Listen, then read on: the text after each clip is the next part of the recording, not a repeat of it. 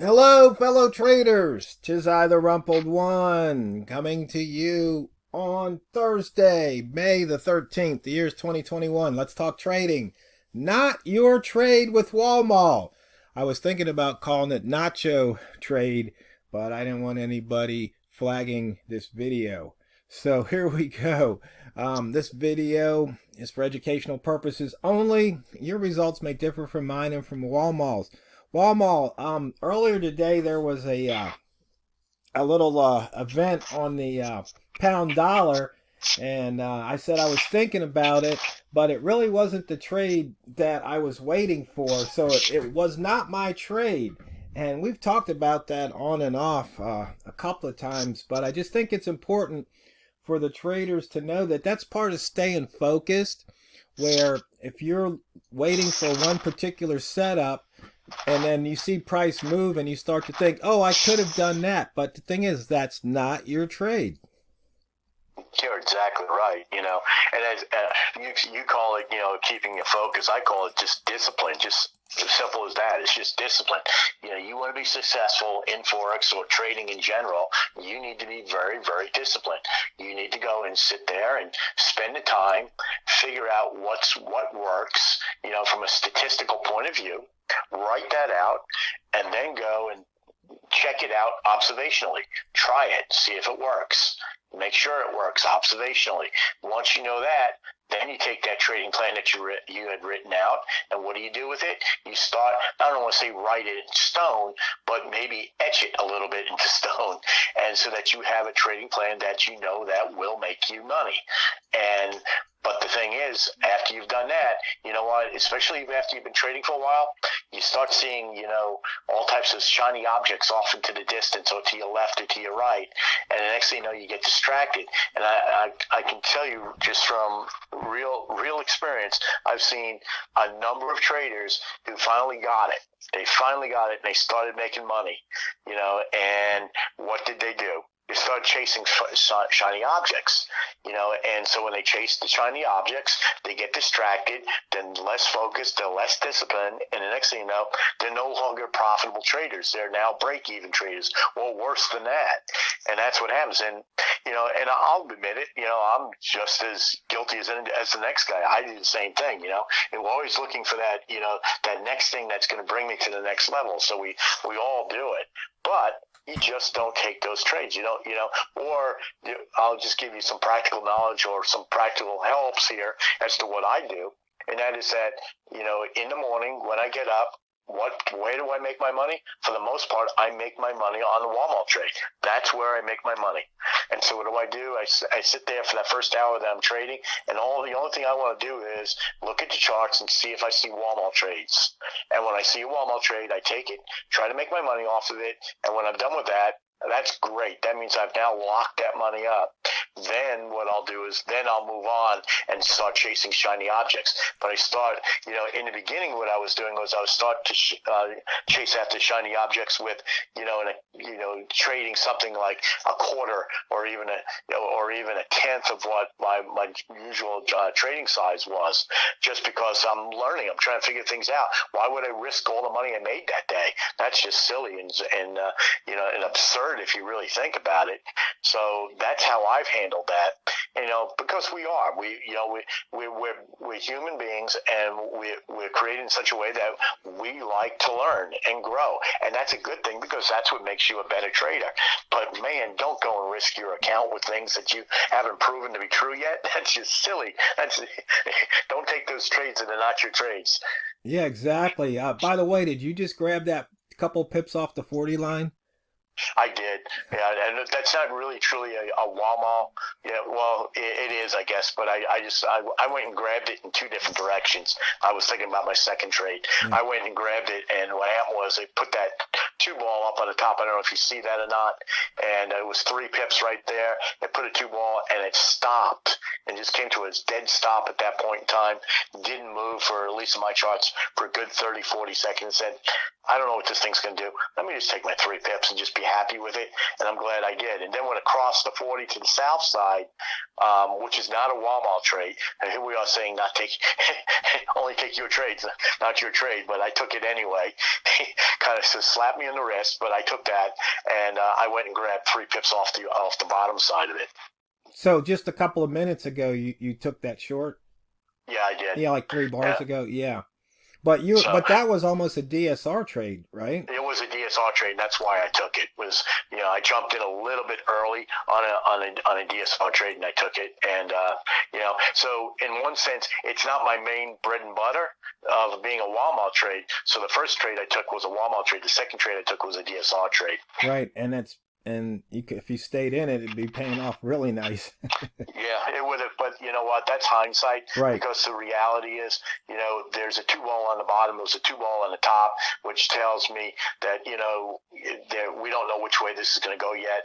And also between those two balls, it's only about a 9-pip difference. And so it's kind of, I don't want to say compressed, but for this hour of the day, it's kind of compressed. Yeah. So I don't know which way it was going to go. Yeah. So just so boys and girls and non-binary traders out there know that Walmal and I, at this time of day, we're on different brokers. So where he had a 2-ball, I have a 1-ball, and he says he's got 9-pip range, and I've got a 10.3 range right now between the 1-ball and the 1-ball. So, and for those, what we call a dynamic support resistance trade is, if you get a ball at the top or bottom, then you pretty much just want to take the break going the other way. So the break there was the short. And so like right here, technically we've got a 2-1-1. And we usually don't do 2-1-1s. We do 3-1-1s and 3-2-1s, where you go one, where these are the balls. We look at the last 3 balls and just say, so this is a 2-1-1. But you see there, that would have been a 2-1-1 entry. But most of the time we don't do those. If anything, we would have taken considered taking a lower high entry right here.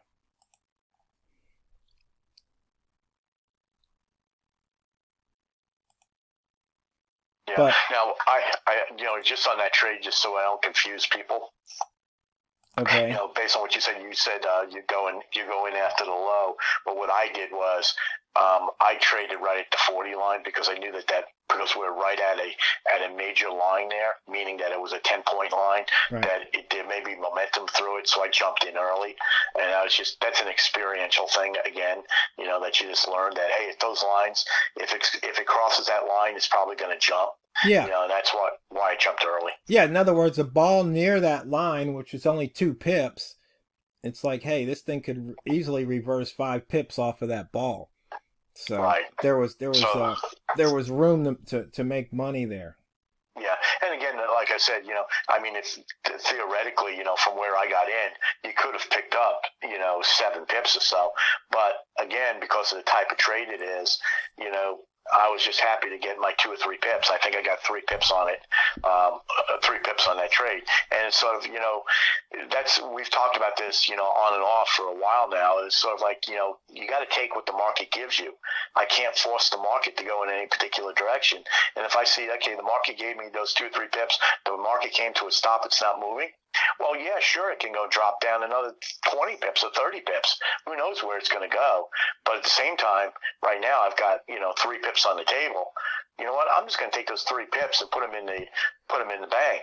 Because that means if I'm with my trading plan, that means those 3 pips. It's almost a third of what I got to make for the entire day. Yeah. Why wouldn't I take that? Yeah, and the one thing, just part of the experience is here, when this is the open of the hour right here, and I've got the TRO price meter indicator. So if this line is green, that means H1 is green. And when you took this short, you were going against the H1 candle color, which is kind of violating the rule of thumb. But it's a rule of thumb, which, some things can be bent and some can be broken when it comes to rules. And so it's like, hey, I just broke the rule. I'm taking my 2 or 3 pips, and I'm happy. I'm out. Sure, if you stayed in, you could have had a full 10 pips, but you're breaking a rule, and it's like you just take what you can get and hope. Hope's not a trading plan, but you are hoping that the market gives you an opportunity to exit with a profit. because And that's the thing about yeah, taking those DSR trades. A lot of times you are trading against the H1 candle color. There are some times when you can get lucky and things just line up for you where you're trading with the H1 candle color and the H4 candle color, but those trades are so rare. So what I do in those situations is I just sit there, and my exit plan on that is get into the DSR trade, okay? And if it's going in my direction, stay. The moment it stops, or the moment it starts to come back against me, just take what you get. Just take it, make a little bit of money. And there have been times, a lot of times, where I walk away with, after commission, only making only a point, not a pip, but a point. Yeah. And that happens sometimes, and you just have to go and say, hey, that's just part of it. It didn't work out the way I wanted it to work out. Are you short? No, I am not. Okay. I'm not short.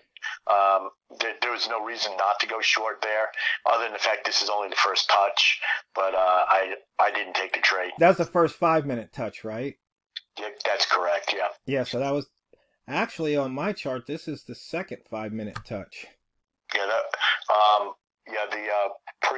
The previous candle on mine got to 30.1, so it didn't quite make it. Okay. But so that's why I didn't. Well, not that's not the only reason. The main reason I didn't take it because I was chatting my brain off over here and wasn't thinking. Yeah. It wasn't focused, wasn't disciplined. Yeah, and the other possible reason is it just put in a 3-ball. Yeah, it did.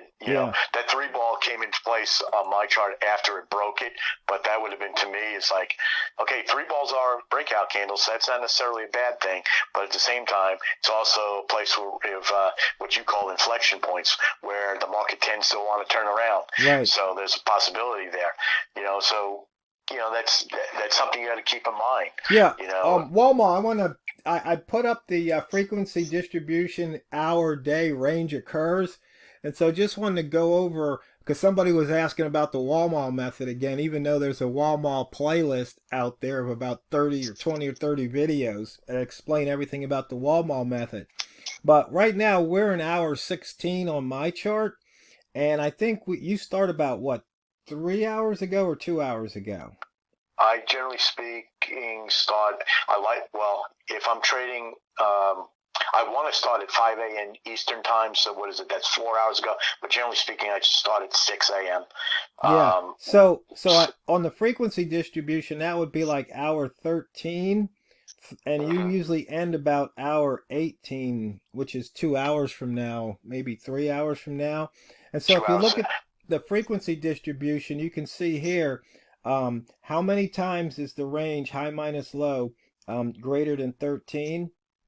And so you can see here where it jumps from, basically 50% to like pretty much 100% during these trading hours. So this is the time of day to trade the Walmal method. You see we've got everywhere from 8s and 7s. So that means on a Thursday, the hour 16 was 13 pips or more 100% of the time. So when we're looking at the last 8 Thursdays, so you can definitely run more data, because we just looked at the last H1 bars, 193 Thursdays, but you can run this up. Now somebody asked me, well, I said 1,000 bars, why is it only 93? Well, this is 1,000 H1 bars, and so you're only doing Thursdays, so that means you divide this number by 5, so that's only 200. So, and it's not quite there on those Thursdays, so we have 193 Thursdays that we're looking at. But I think you can have up to 5,000 bars in the history. And so you can see here, it's still from the 9 hour, we're above 90% all the way up to the hour 18. Yeah, and it just just is so successful because of that. Right. Now, one thing I want to go and mention is that out in the Facebook group. Oh, guess what? The fastest 15 minutes in trading is up. But yeah, Walmal's been posting his charts out on the Facebook group. So anyway, fellow traders, just remember, if it's not your trade, don't take it, because it's not what you trade, it's how you trade it. So go out there and drain the banks. This is the Rumpled One, over and out.